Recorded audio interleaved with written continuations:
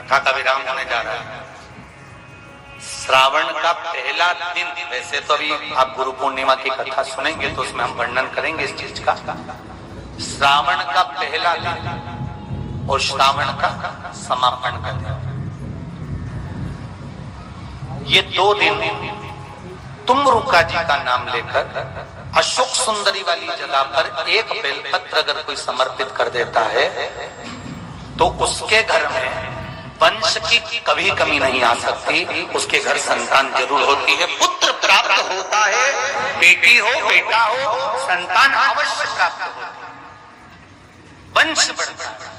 पुत्रदा एकादशी है, जिस नारी को संतान नहीं हो रही हो, बहुत प्रयास कर लिया हो, पुत्रदा एकादशी पूरे साल में 2 बार आती है। एक श्रावण के महीने में आती है, दूसरी पोषादिक्रम में आती है।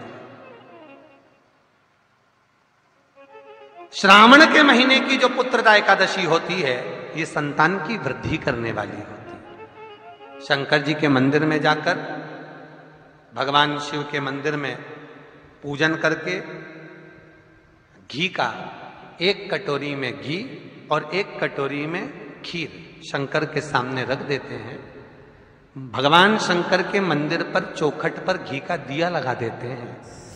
शंकर जी की चढ़ी हुई 1 बेलपत्र साथ में रखें और 1 बेलपत्र को उठाकर शंकर जी के मंदिर की चौखट पे ही बैठकर चबा चबा कर खा लेते हैं।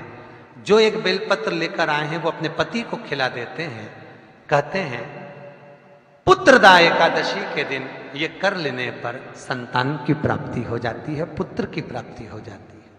ये कई माताएं ऐसी बैठी हैं, कई पुरुष ऐसे बैठे हैं कि जो भगवान के मंदिर जाते हैं तो भी मन में आता है कि भगवान हमारी क्यों नहीं सुनता,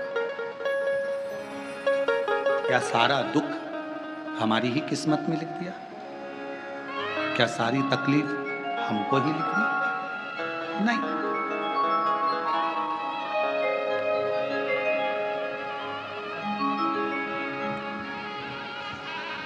कभी ये विचार ना लाए। तेरे मंदिर में आना मेरा काम है और मेरी बिगड़ी बनाना तेरा। आप अपने मन में श्रेष्ठ विचार को लेकर आओ कि बाबा एक ना एक दिन अच्छा करेगा, एक ना एक दिन मेरे जीवन में सुख का पल।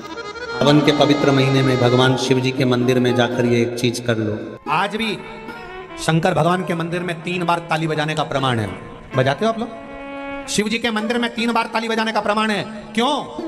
लंकाधिपति रावण ने 3 बार ताली बजाई थी तो उसको लंका का राज्य प्राप्त हुआ था। भगवान कृष्ण के यहाँ 16,108 रानियां थी, संतान नहीं, तब एक एक रानी के साथ बैठकर अभिषेक करा, 3 बार ताली का नाद करा तो 1,77,186 भगवान कृष्ण के घर में बच्चे हुए शिव की कृपा से।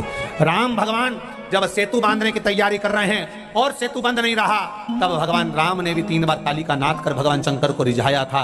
तब कहा कि नल नील के हाथ से राम नाम लिखे पत्थर पे राह मिलना प्रारंभ हो गई थी। ये 3 ताली शिव जी के, और केवल 3 ताली आपने ही नहीं, भगवान शंकर ने अमरनाथ की गुफा में बैठकर पार्वती को जब अमर कथा सुनाई तो वहां भी शिव जी ने 3 ताली बजाई तो पक्षी उड़ गए और एक तोते का अंडा कोटर में गिर गया था। उस तोते के अंडे में से तोते का बच्चा बाहर निकल गया था। उस तोते के बच्चे ने अमर कथा सुन ली थी। उस तोते का बच्चे का नाम ही शुभदेव हुआ था। जरा विचार करिए 3 ताली का प्रमाण कितना है जो शिव पूजन में बजाई जाती है, शंकर की आराधना में।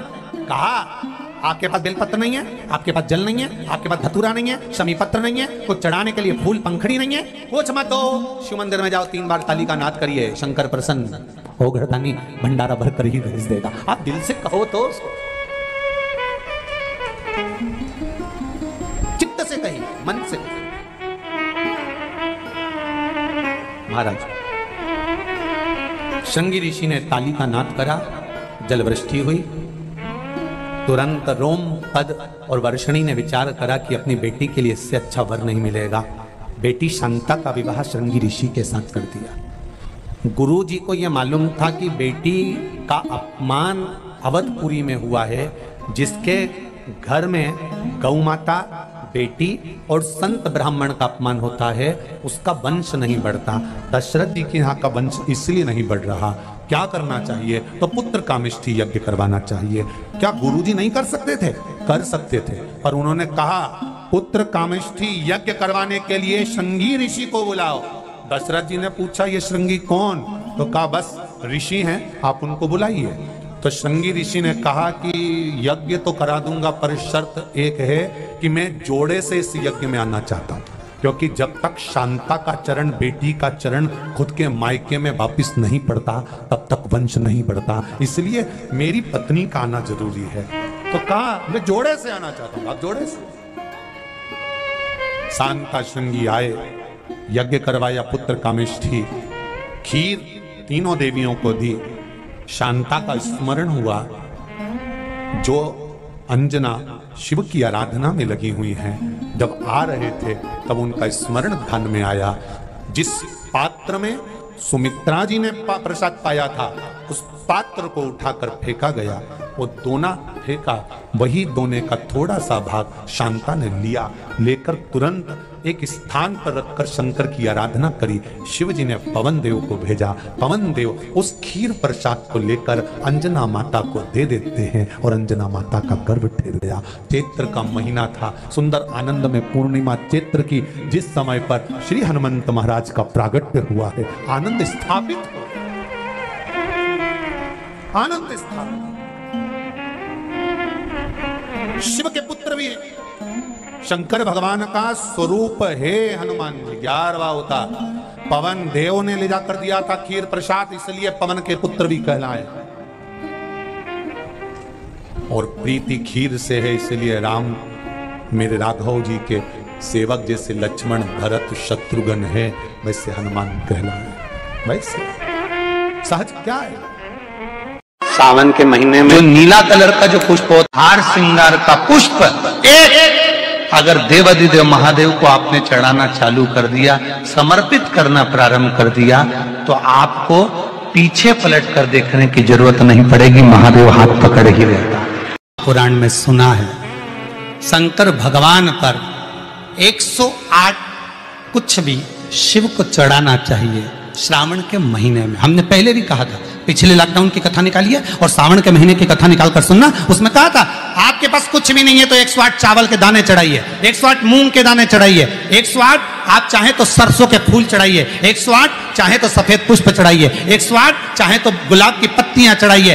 पर सावन के महीने में एक नियम बनाना कि मैं 108 ये वस्तु शिव को समर्पित करती। उसका कारण क्या है?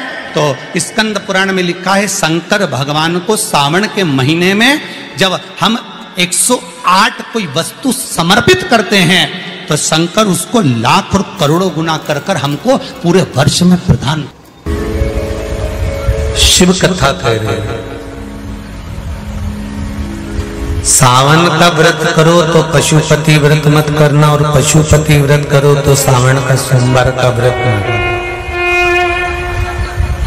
2 जल के पात्र सावन के महीने में, भले एक बड़ा पात्र हो, एक छोटा सा पात्र हो, पात्र भी नहीं हो तो उसके ऊपर भले कटोरी रख लेना, पर 2 पात्र से जल शिव जी को एक साथ समर्पित करना। शंकर भगवान कहते हैं श्रावण के महीने में भार बढ़ जाता है, इसलिए पार्वती और गंगा ये दोनों संभालती हैं, इसलिए श्रावण के महीने में जल वृष्टि भी अपार होती है। बाकी के आषाढ़ में हुई, कुंवार में हुई, भादों में हुई कि नहीं हुई, पर श्रावण की जल वृष्टि की महत्वता ज्यादा। गंगा और पार्वती दोनों प्रबल होती, गंगा और पार्वती दोनों प्रबल। अब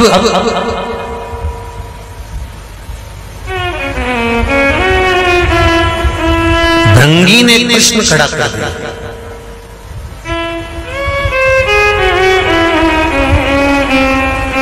लिंग महापुराण, स्कंद पुराण और लिंग पुराण, स्कंद पुराण और लिंग पुराण का ये संवाद। भृंगी ने प्रश्न खड़ा कर दिया कि अगर गंगा और पार्वती दोनों ही आपके नजदीक रहती हैं तो क्या गंगा आपके मस्तक पर नहीं रहेगी? शंकर भगवान कहते हैं, सुनो भृंगी, श्रावण के महीने में साधारण से साधारण व्यक्ति भी जब 2 पात्र लेकर शंकर को जल चढ़ाने के लिए आएगा तो एक पात्र का जल अपने आप गंगा जल बन जाएगा। अपने आप उसको गंगा जल ले जाने की भी जरूरत नहीं पड़ेगी। 2 पात्र का जल जब जाता है तो वो गंगा जल का ही स्वरूप हो जाता है।